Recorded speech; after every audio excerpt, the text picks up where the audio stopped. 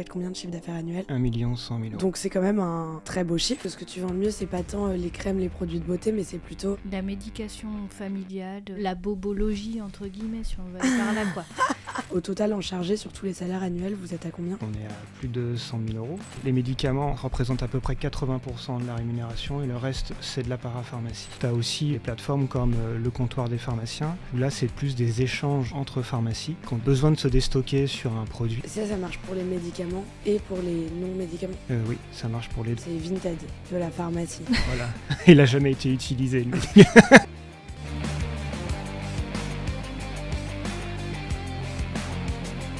Donc je suis avec Morgane et Benjamin qui sont pharmaciens et que je vais laisser se présenter avant qu'on commence. Alors moi je suis Morgane, je suis pharmacienne, docteur en pharmacie exactement. J'ai fait mes études à Tours. On tient une pharmacie en fait dans un petit village du 41 avec mon partenaire de travail qui est aussi mon partenaire de vie. Donc voilà, Benjamin. Voilà, moi je suis préparateur, hein, je ne suis pas pharmacien. C'est une reconversion professionnelle, donc on travaille ensemble depuis 4 ans. Puis l'objectif c'était de pouvoir décharger Morgane de toute la partie back-office, administrative, négo-commerciale, et qu'elle puisse se concentrer sur son cœur de métier.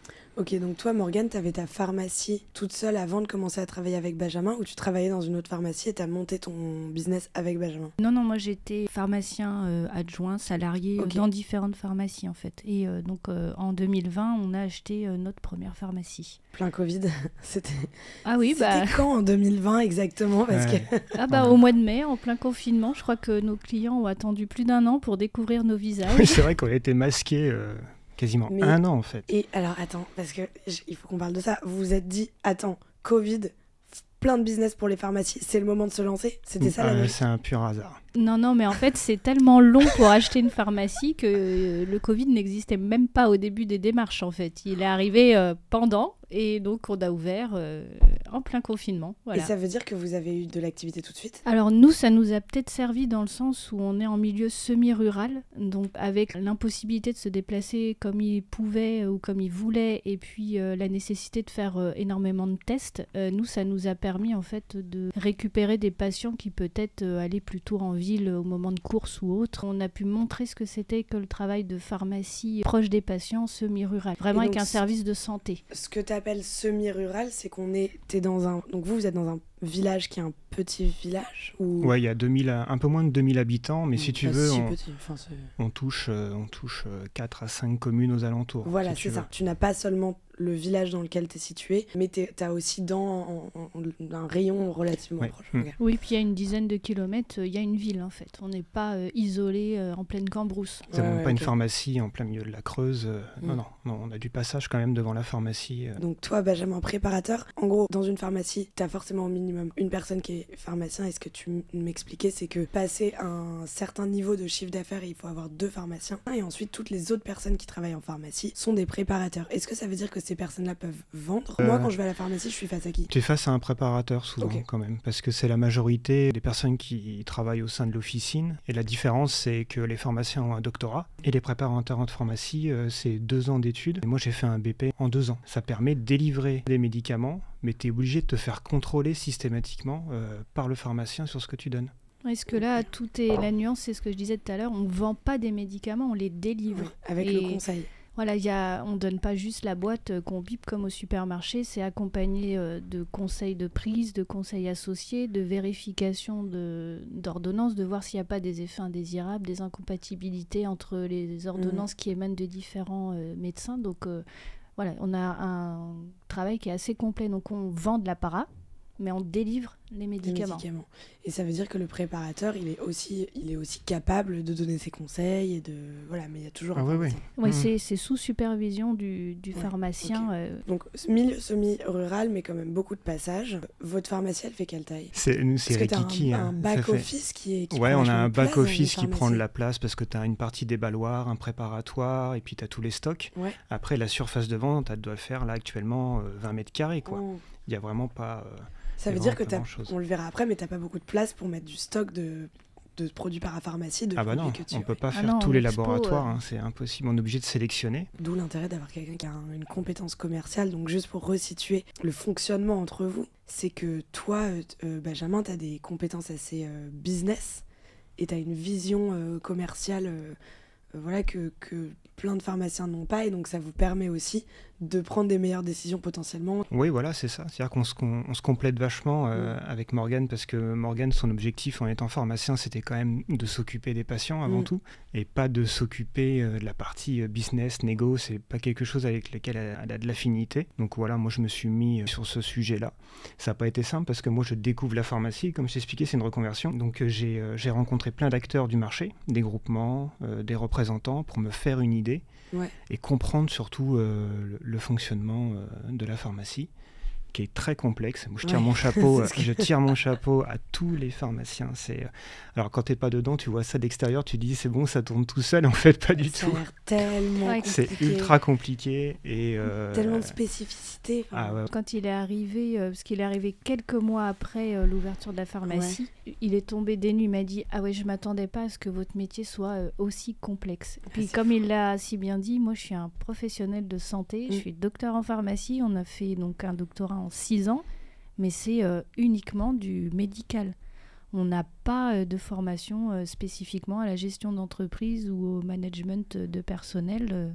Je pense que j'ai dû avoir une dizaine d'heures de compta sur mes 6 ans d'études. Ce qui est un peu une impasse, c'est que tu pourrais te dire, ok, bah dans ces cas-là, le pharmacien, il va s'associer avec quelqu'un qui a eu plutôt une compétence commerciale, etc., qui va faire les négos avec les labos, les stocks et tout. Et en fait, non, parce que le pharmacien peut être le seul associé d'une pharmacie, c'est ce que vous m'expliquez, c'est ça? Voilà, une pharmacie ne peut être détenue que par des pharmaciens. Donc ça peut être un tout seul qui fait des formations s'il a envie de commerce en plus pour bien gérer, ou alors il va s'associer mais uniquement avec d'autres pharmaciens. Tu peux pas être associé dans une pharmacie si t'es pas pharmacien. Mais le problème est là sur notre type de structure à nous, où on peut avoir qu'un seul pharmacien, c'est qu'on doit être présent au comptoir, on doit faire énormément de choses avec la patientèle, même en gestion post-délivrance d'ordonnance. Et à côté de ça, il faut faire énormément d'administratif et de gestion, et c'est pas possible au niveau du temps. C'est pour ça que nous, notre binôme, il fonctionne très bien. Donc pharmacie, qui est la surface de vente est assez petite, zone semi-rurale, vous faites combien de chiffre d'affaires annuel? 1 100 000. 1 100 000 euros. Donc c'est quand même un très beau chiffre. Je me rends pas du tout compte, les pharmacies en ville, si elles font beaucoup plus quand elles sont petites ou pas. Non, c'est un petit chiffre là. Oui, mais alors c'est un petit chiffre pour vous par rapport à votre... Par rapport au métier. Par rapport au métier. Oui. Mais dans l'absolu, faire 1 million d'euros de chiffre d'affaires, voilà. Mais on va voir comment vous arrivez à comptabiliser, marger tout ça avant qu'on parle des charges qui sont variables, donc directement liées à ce chiffre d'affaires. La part de tout ce qui est médicaments, ordonnances, et la part de tout ce qui est parapharmacie, c'est combien? Les médicaments représentent à peu près 80% de la rémunération, et le reste, c'est de la parapharmacie. Et donc dans la parapharmacie, tu as 2 catégories, c'est ça? Oui, alors tu as la parapharmacie où tu as tous les laboratoires, les crèmes de beauté, tout ça, et tu as la partie OTC. Donc ça, c'est tout ce qui est derrière les comptoirs. C'est pas disponible en libre service pour les patients, et ils sont obligés de passer par le pharmacien ou le préparateur pour l'avoir. En fait, ça, c'est juste les médicaments sans ordonnance, quoi, finalement. Oui, paracétamol, par exemple. On va finir notre calcul qu'on vient à peine de commencer. 1 100 000 euros de chiffre d'affaires, donc ça fait 91 000 euros par mois à peu près. Ça veut dire que vous êtes ouvert combien? 20, non, un peu plus, 25 jours par mois? Ouais, 25. Du lundi au samedi, en fait. Donc vous faites entre... 3 700, on va dire, euros de chiffre d'affaires par jour, en moyenne. Plusieurs questions.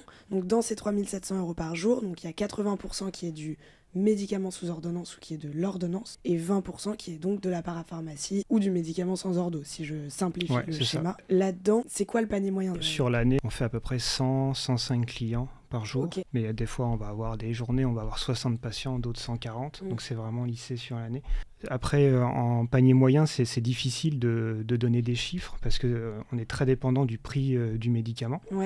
Alors, si tu sépares le panier moyen hors ordonnance, nous, on est sur 17-18 euros à peu près. Voilà, les crèmes et tout ce qui est médicaments sans ordo. Là, tu as une forte saisonnalité ou pas sur cette partie parapharmacie? Oui, là, on a beaucoup je vais pas bien, j'ai mal à la gorge, je tousse, j'ai le nez qui coule. Au printemps, ça va être plutôt... des foins. J'ai les yeux qui coulent, je l'éternue tout le temps. Oui, on est obligé de s'adapter à les crèmes solaires. Mais en fait, il y a tout le temps un truc à acheter. Il y a tout le temps un petit quelque chose. Oui, enfin. Donc finalement, c'est juste, il n'y a pas vraiment de saisonnalité, parce que tu as juste des périodes. Il y a des mois qui sont plus creux, forcément. Oui, il y a toujours le creux de la rentrée des classes, et puis le creux... sur mars-avril, quand c'est la fin de l'hiver, mais pas encore le temps des, t'as pas encore besoin de des pollens. On était à 50 euros cette année, en panier moyen ordonnance. Et l'année dernière, où il y a 2 ans, je crois, on était à 37. De plus en plus, on a des ordonnances avec des médicaments qui sont relativement chers. Et ça, c'est quoi? C'est les labos qui font augmenter les prix?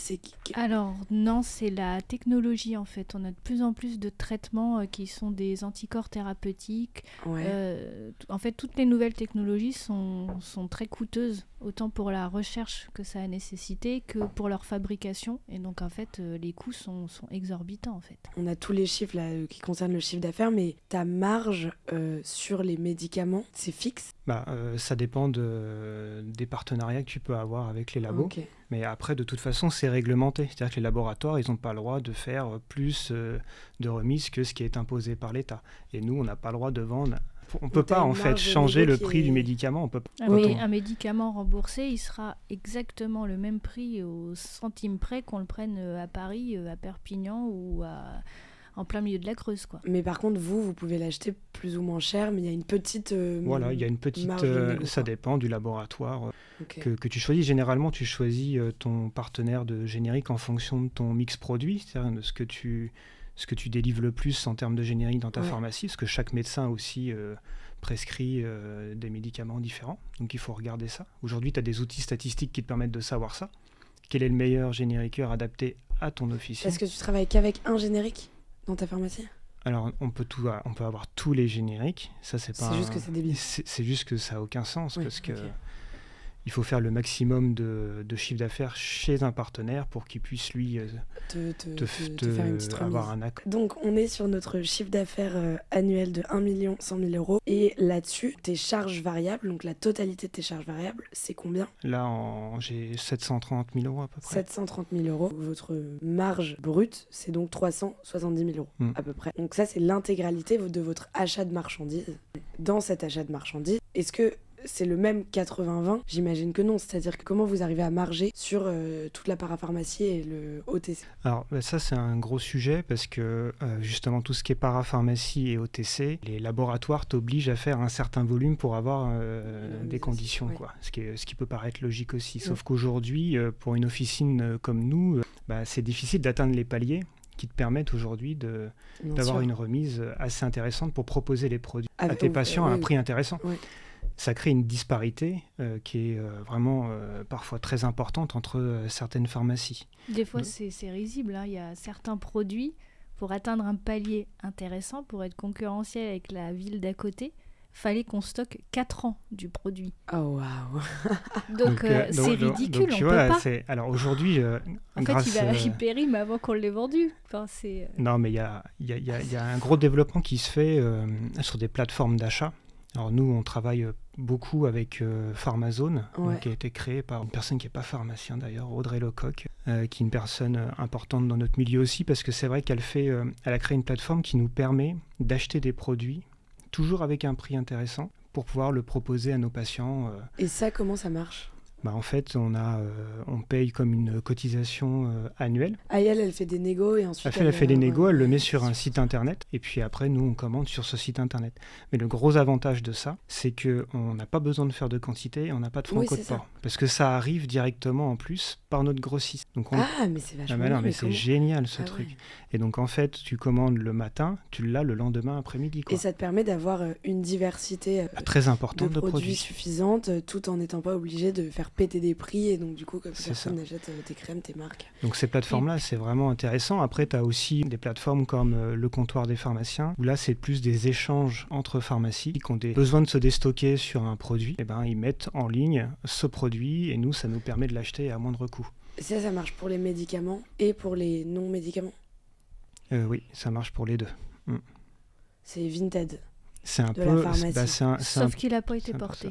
Voilà, il n'a jamais été utilisé, lui. On peut répondre à la demande et aux spécificités de chaque personne. Ça évite vraiment la fuite du patient en parapharmacie de grande surface ou dans une pharmacie beaucoup plus grosse qui a plus d'achalandage, quoi. Ce que tu vends le mieux, c'est pas tant les crèmes, les produits de beauté, mais c'est plutôt... La médication familiale, conseil, la bobologie, entre guillemets, si on va aller par là, quoi. Bon, après, nous, puis c'est pas la direction vers laquelle on veut aller de la parapharmacie pléthorique. C'est pas. En plus, on a une grosse concurrence pas très loin. Donc nous, on est vraiment axé sur le médical, l'accompagnement patient. Rester sur notre rôle de professionnel de santé plus que de commerçant. Ouais, je comprends. Ça, c'est très important pour toi, pour vous. Ouais. De toute façon, pour Morgane, c'est notre ambition. J'ai choisi ce métier pour ça. Ouais. C'est m'occuper des gens, être un relais du médecin, être vraiment un professionnel de santé. La partie conseil, en fait, c'est ça aussi qui permet de fidéliser ta clientèle, j'imagine. Enfin, ta patientèle, pardon. C'est-à-dire que être réputé comme une pharmacie qui est de bons conseils et qui va vraiment bien t'accompagner pour le déchiffrage de ton ordonnance et de comment prendre ce médicament, etc., j'imagine que c'est ça aussi qui peut faire la différence si tu... C'est ça, nous on fait partie des commerces entre guillemets, on peut pas se distinguer par ce qu'on fabrique ou on n'est pas comme un boulanger, un boucher, tu vois. Nous la boîte de Doliprane, elle est... D'Afalgan. Paracétamol. Voilà, elle est au même prix. J'aurais très longtemps ce petit jeu. Voilà. Elle est au même prix partout, donc au final ça se joue sur le conseil, ça se joue sur l'accompagnement et uniquement là-dessus. C'est comme ça qu'on a de plus en plus de patients qui est venu aussi dans notre officine ces 4 dernières années, c'est parce qu'on est vraiment axé là-dessus, quoi. Et puis de toute façon on est en demande de ça parce qu'on est dans des zones désertiques au niveau médical, il y a de moins en moins de médecins. Donc aujourd'hui, les patients ils se tournent vers leur pharmacien quand ils ont confiance en eux. Ouais. Même nous, ça nous arrive souvent. Ils viennent d'abord à la pharmacie, savoir si on peut gérer nous-mêmes et si on ne peut pas gérer, vers qui ils doivent s'orienter. Est-ce que je vais aux urgences ou est-ce que je vais voir le médecin ? Okay. Tu vois, les gens, ils viennent voir Morgane, les grosses pharmacies de centre-ville, ils ont une clientèle un peu plus volatile, ils connaissent moins les gens. Oui, alors que toi, tout le monde te connaît, Morgane. Tout le monde connaît Morgane. Morgane, quand un patient rentre, elle discute avec lui, elle limite dans l'analyse de sa démarche, voir s'il peut y avoir quelque chose qui cloche. On connaît les gens, on connaît les gens par cœur. C'est ça qui fait la différence. Ça nous est déjà arrivé quand même plusieurs fois, même quelqu'un de passage qui est rentré dans la pharmacie, qui se sentait pas bien, il voulait juste, c'était une femme, elle voulait juste du paracétamol, je vais dire encore un nom de marque, et en fait on lui a posé des questions parce qu'on a vu qu'il y avait autre chose. Et en fait, on la connaît pas cette personne, parce que c'était quelqu'un de passage. Et en fait, on a détecté que ça allait pas du tout. On a appelé le médecin. Et en fait, elle était en train de faire un infarctus. Donc peut-être qu'on lui a sauvé la vie. Peut-être que incroyable. Ça serait passé. Mais et en fait, on a vraiment un rôle là-dessus. Tout le monde pense qu'on est juste des distributeurs. On sort l'ordonnance en lisant les lignes, mais ça va bien au-delà de ça. On va revenir à notre calcul. Donc. On est sur une marge brute, donc avec les charges variables de 370 000 euros par an. Ensuite, on a tout ce qui est les charges fixes, donc les salaires, le loyer, les assurances, les frais de fonctionnement et toutes ces choses-là. Les salaires, j'imagine que c'est le plus gros poste de coût. Au total, en chargé sur tous les salaires annuels, vous êtes à combien ? Nous, à la pharmacie actuelle, on est à plus de 100 000 euros. 100 000 Parce qu'on est à 80 000 pour les préparateurs. Donc et après, on a un pharmacien remplaçant. Il y a moi et une autre préparatrice. Et après, on prend un pharmacien pour les congés. Donc, toi et l'autre préparateur, vos 2 salaires, c'est combien chargés ? C'est 80 000 euros. 80 000 euros par an. Le remplaçant, vous le payez combien, le remplaçant pharmacien ? C'est quoi, c'est 3-4 semaines Ouais, c'est ça, 3-4 semaines par an, ça coûte 30 000 euros. 30 000 euros. Ok, et ensuite toi Morgane du coup en chargé, ça fait on est à 80... Ouais. 90 chargé ou... Ouais, 90 chargé. Ouais. Ok, chargé, ouais, 90. Donc ça fait 80, 90 et 30 000 euros. Donc on est à 200 000 euros de masse salariale chargée. Donc c'est quand même un énorme poste de coût dans tes charges fixes. Ton loyer, par contre, pour le coup, ça c'est... Ça, c'est un avantage qu'on a... peut-être en milieu rural aussi, c'est-à-dire qu'on a un petit loyer. Okay. Après, c'est pas vrai pour tout le monde, mais nous, on a cette chance-là, en tout cas. C'est combien ? Alors, en loyer, on est à 11 000 euros. 11 000 euros par an, ok. Ouais. C'est fou, ça. C'est très petit. Et ensuite, qu'est-ce qu'on a d'autre comme charges qui sont des charges importantes chez vous en charges fixes ? On a les assurances. Ouais, on a tout ce qui est... l'assurance, la comptabilité, tout ce qui est accompagnement juridique, ouais. on a ça aussi. L'électricité et chauffage. Ce que je disais avant, c'était j'ai pris 15 000 euros. Ouais. Et électricité et chauffage, on est à 6 000. Ok. Donc on rajoute 21 000, ok. Et ensuite, est-ce qu'il y en a d'autres, des charges importantes, un poste de charge important? Après, c'est les télécoms, les choses comme ça. L'informatique, les télécoms. Et ça représente combien? Entre 3 et 5 000 euros, quoi. Ouais. Ok, donc ça veut dire qu'en fait, j'ai 200 000 euros de masse salariale, j'ai 11 000 euros de loyer. Donc là, je suis à 211 000 euros, assurance, électricité. Là, je suis au total à 230 000 euros. C'est ça à peu près tes charges fixes ou c'est un peu... Non, c'est à peu près ça, oui. À peu près ça, ok. Donc là, ça veut dire que ta marge nette, la marge brute et on enlève toutes les charges fixes, c'est à peu près 150 000 euros par an. Donc il reste sur 1,1 million de chiffre d'affaires. Et ensuite, le gros poste de coût que tu dois ajouter, c'est, j'imagine, le remboursement du prêt du lieu, du fonds de commerce. Ça, c'est ça. Ça vous coûte combien? 72 000 euros. Et donc ça veut dire qu'après ça, il reste à peu près un peu moins de 80 000 euros de résultats nets avant d'avoir payé les impôts. On est à peu près là-dedans. Et ensuite, une fois qu'on a payé les impôts, qui sont les impôts 25% impôts sur la société, qui sont à peu près donc 15 000 euros par an, je dirais, là-dessus. Vous êtes sur un résultat net à 60 000 euros. En comptant tout, c'est peut-être un peu... On n'a pas enlevé tout ce qui est gestion tiers payant aussi, tu sais. Ça arrive régulièrement dans les pharmacies. Tu sais, on envoie les factures tous les soirs, ce que j'expliquais avec les télétransmissions, mais des fois, on a des rejets donc de facturation. Et ça, c'est très chronophage à gérer parce que il faut appeler les mutuelles, il faut faire des courriers à la Sécu. Donc, nous, on passe par un organisme qui nous traite ça. Et du coup, qui ponctionne, j'imagine. Voilà, qui prend une commission. Après, oui, il y a les services bancaires. J'avais ajouté aussi tout ce qui est, tu sais, garde d'ordonnance, les petits cadeaux qu'on peut faire. J'avais compté à peu près 30 000 euros qu'on peut retirer. Ah oui, ok. Donc on est plutôt 30 000 euros dans tes charges. Ok, d'accord. Donc si j'enlève, on va dire qu'on est plutôt à un résultat net. Si je refais en 2 secondes le calcul, on est plutôt à un résultat net de 40-45 000 euros. Voilà, 45 000 par an, ok. Donc 40-45 000 euros qui restent à la fin, donc sur un chiffre d'affaires de 1,1 million. Là-dessus, vous dégagez ça depuis... Vous avez la pharmacie depuis 4 ans, vous le dégagez, j'imagine, pas depuis le début, ce chiffre-là. Non, pas du tout, oui. Non, ça a pris un peu de temps parce qu'au début, on a pris la pharmacie déjà. Moi, c'était un univers qui m'était complètement inconnu. C'est vrai qu'on a pataugé un petit peu au départ. Comme on expliquait auparavant, c'est vrai qu'on n'est pas forcément accompagné. Donc, non, c'est pas quelque chose qu'on dégageait dès le départ. Un bénéfice que vous dégagez, que vous pouvez donc soit prendre en dividende, soit investir. Vous allez raconter juste après ce que vous faites avec cet argent qui reste. Et pour resituer, donc, ton salaire, le salaire moyen de pharmacien, c'est combien? Parce que là, à part les chargés, mais pour net mensuel. Si on parle pour un pharmacien salarié adjoint, on est à peu près à 3 000, 3 500 euros. Ok, ça c'est la médiane. Voilà, pour un pharmacien qui n'a pas sa pharmacie, qui travaille dans une pharmacie, qui est salarié. Et si tu as ta pharmacie, là pour le coup tu fais comme tu peux, quoi, c'est ça? Tout dépend en fait de la taille de la pharmacie, de ce qui rentre et de ce qui sort. Mais donc en fait c'est peut-être quand t'es pharmacien, t'as presque plus intérêt à te salarier chez un pharmacien qui a sa pharmacie. Alors ça dépend de la taille de la pharmacie, c'est pareil, mais nous par exemple, on est quasiment à l'équilibre, quoi. Un salarié, il va gagner 3 500, moi c'est à peu près 4 000. C'est ce que tu... okay. Alors que 3 500, on est à 35 heures par semaine. Là, nous, c'est plutôt dans les 80 heures par semaine, plus la charge mentale, plus le stress, plus la pression, plus voilà. Enfin, tout ce qui va bien avec. Donc, on se demande des fois si c'est vraiment, en fait, le bon calcul. Après, en dessous, on avait regardé, je crois que ça doit être en dessous d'1 million. C'est pas la peine de prendre sa pharmacie.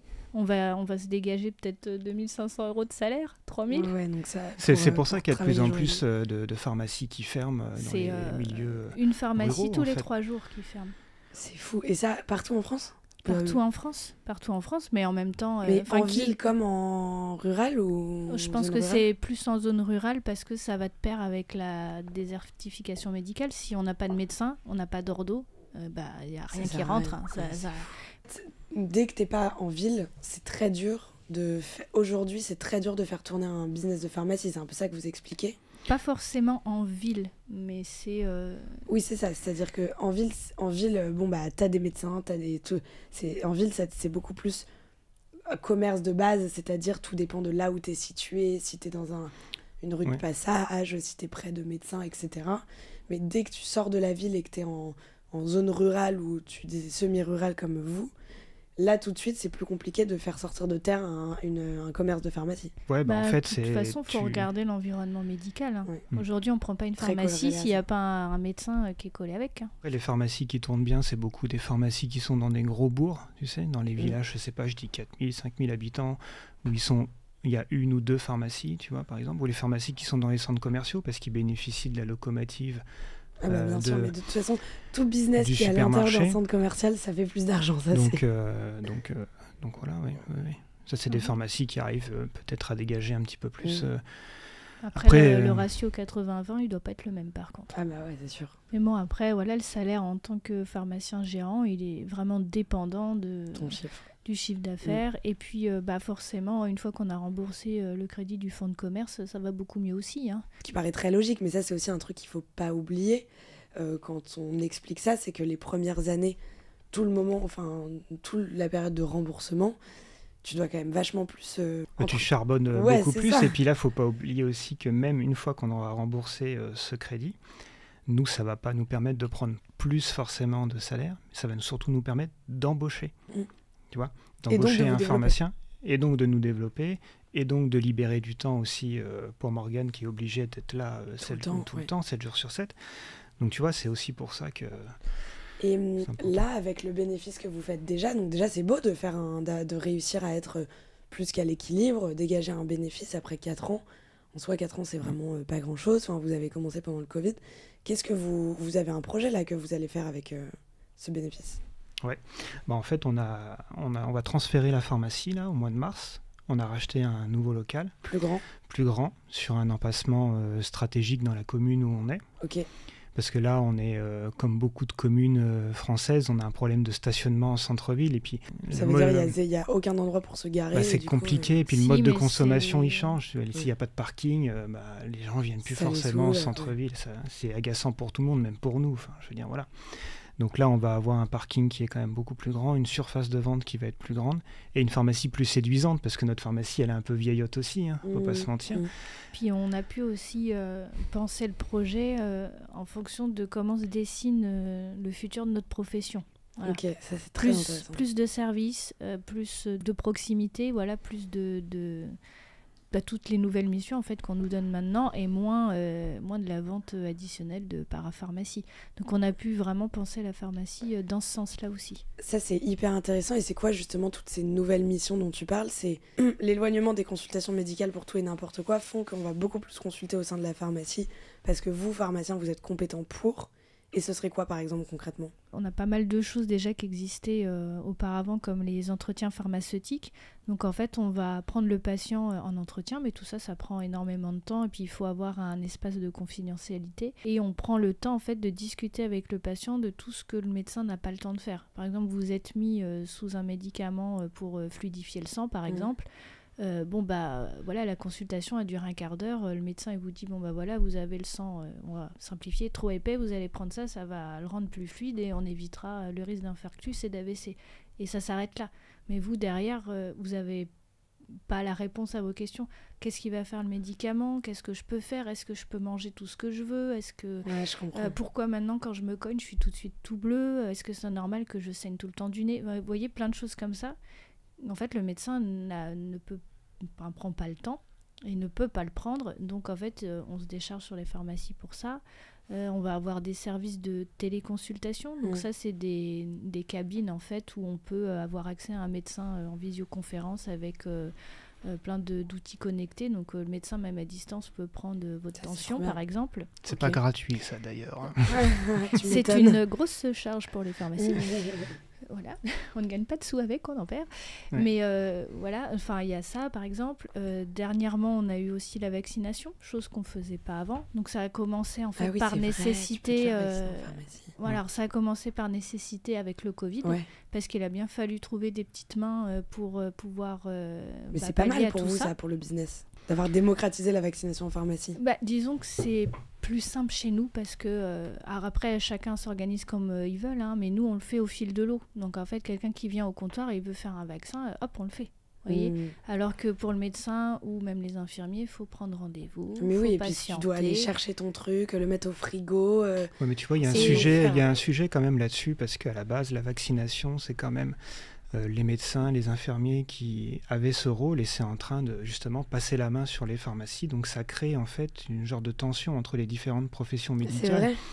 Alors nous, on a la chance, là où on est, d'avoir une équipe avec qui on s'entend tous bien. Mais il y a des endroits en France où la pharmacie peut rentrer en conflit avec les infirmiers parce que quelque part, ils leur piquent une partie de leur business. Tu vois ce que je veux dire ? Tout le monde ne travaille pas tout le temps en bonne intelligence entre les deux secteurs. Nous, on est vraiment chanceux. Hein, ouais. Mais après, il y a plein d'autres missions qui se développent. Donc, pas forcément de la consultation médicale, mais maintenant aussi on peut donc prescrire les vaccins, les injecter, ça on l'a dit, mais aussi faire des tests.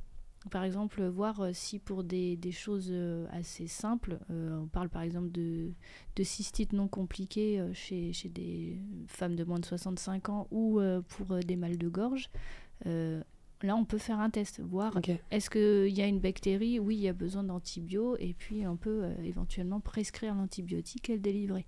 Donc ça c'est pareil, ça décharge le médecin d'une consultation assez simple, voilà, ou les urgences, parce qu'il y a beaucoup de gens aujourd'hui qui n'ont pas de médecin traitant, ils ont une cystite, ils vont aux urgences. Ouais, ça c'est l'enfer. Et une question que je me pose, c'est que si j'achète marque versus générique, vous faites plus d'argent si j'achète du Doliprane ou si j'achète du paracétamol ?